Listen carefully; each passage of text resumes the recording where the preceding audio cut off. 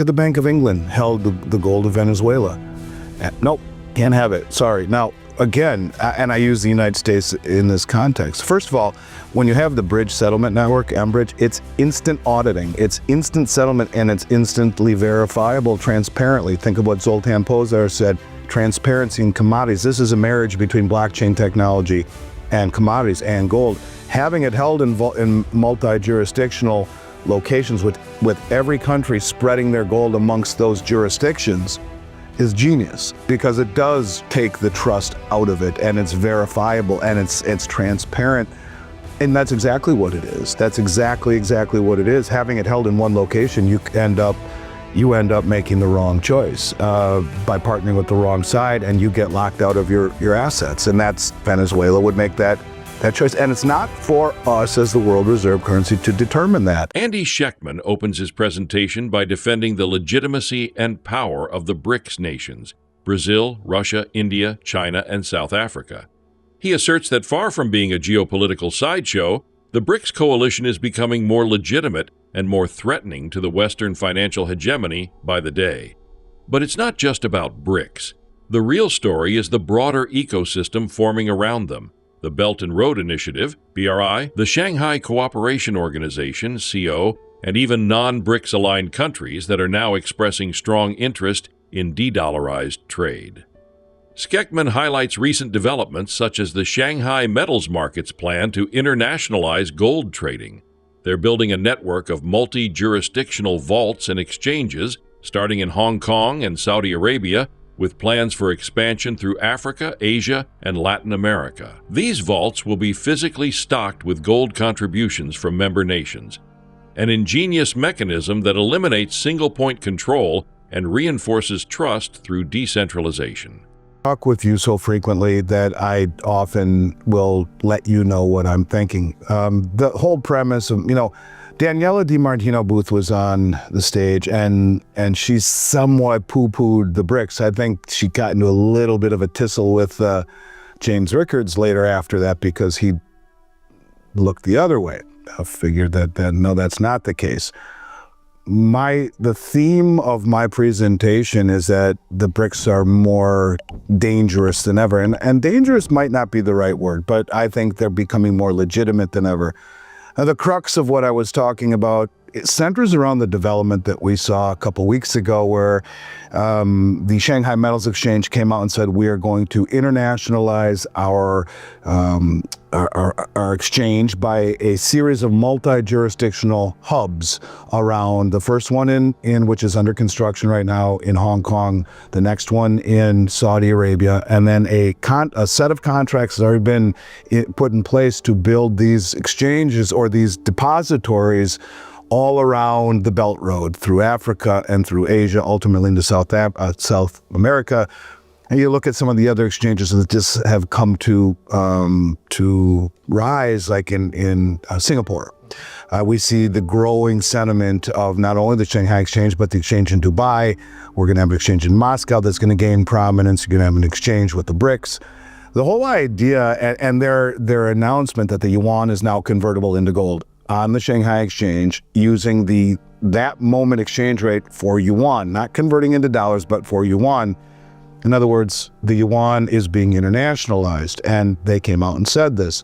So you can see the chess pieces are being put into place, where they're going to internationalize yuan and trade it over their bridge platform, which they announced as well. 3 weeks ago, they made the announcement that the renminbi cross-border payment system, which is mBridge, has been integrated and already fully operational with 11 countries in Southeast Asia, the Asian countries, and 5 in the Middle East, which at present time represents nearly 40% of global GDP. I think 38% was the exact number.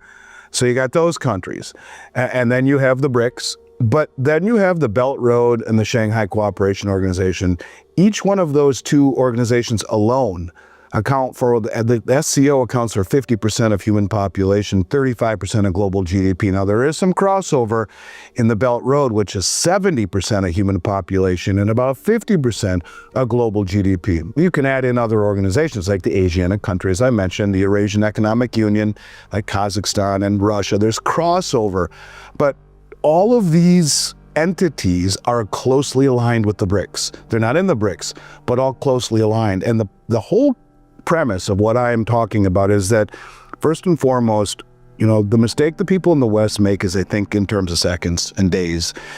You can see these are very strategic moves that are being made to open a series of multi-jurisdictional branches of the Shanghai Metals Exchange and others that aren't directly correlated with Shanghai Metals Exchange, but they're all connected.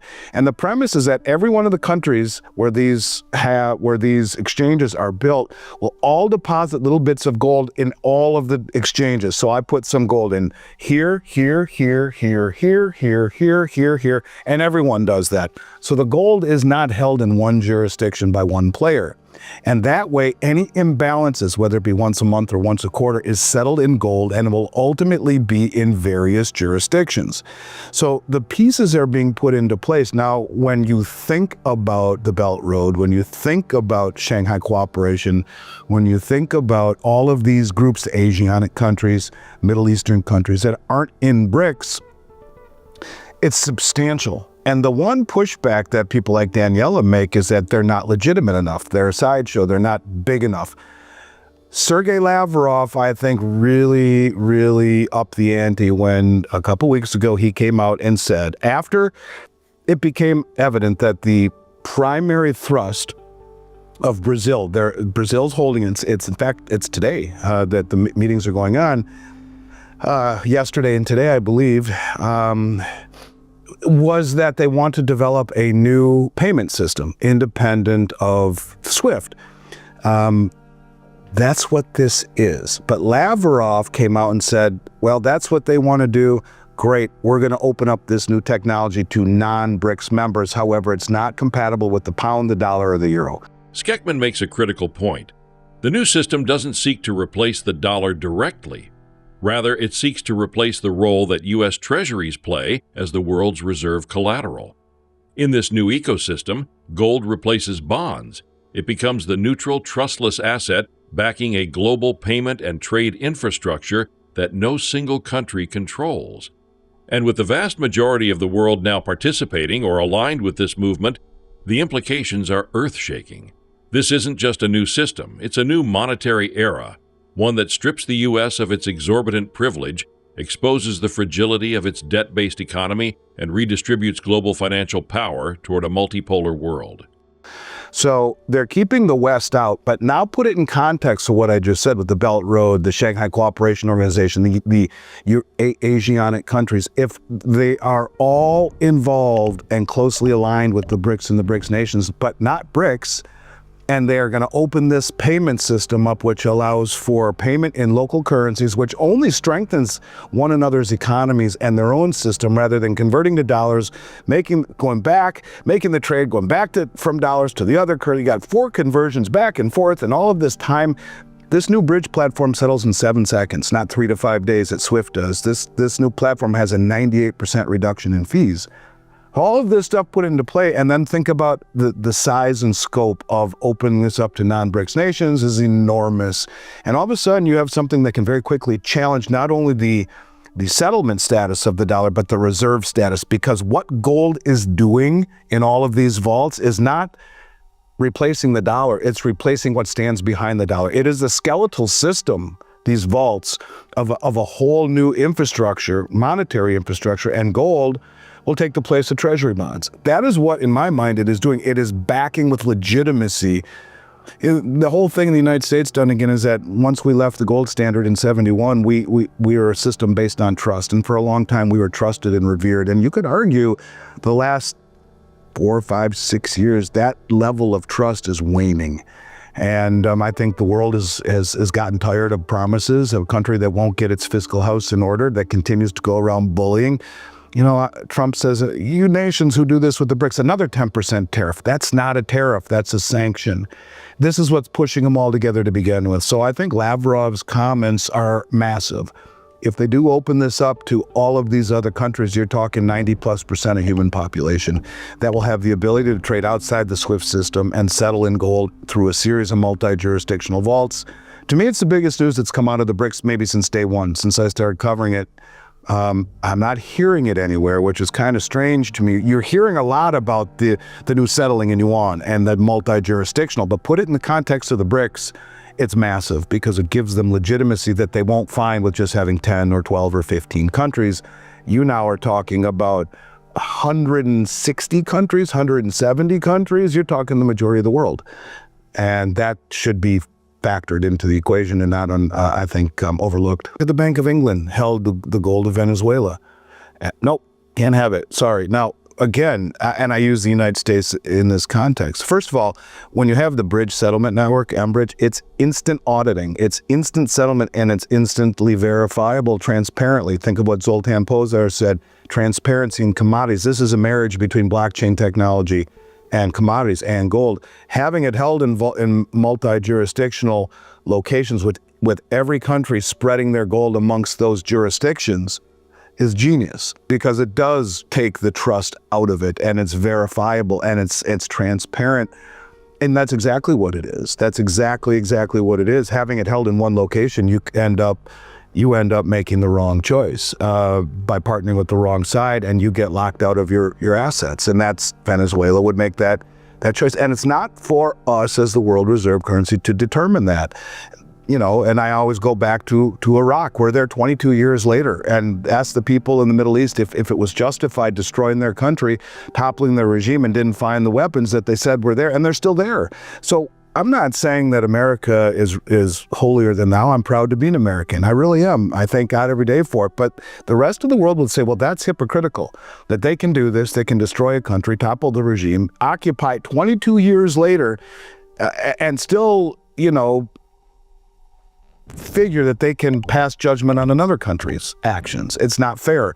We should not be the judge, jury, and the executioner is the bottom line. And I think that's the model that they're trying to go far away from. And that is that, yes, China may have a very significant role in all of this, but by putting the vaults all around the world in different countries, with instant auditing on a blockchain network, you are in as trustful as you can possibly be in a system that isn't controlled by one player, even if one player is slightly more dominant in things than others. If all the gold was held in Shanghai and the Chinese control it, yeah, you know, what does that mean? But you have it in 20 vaults around the world, and everyone puts gold in each one of the vaults, and you now have something truly distributed that would keep that from happening.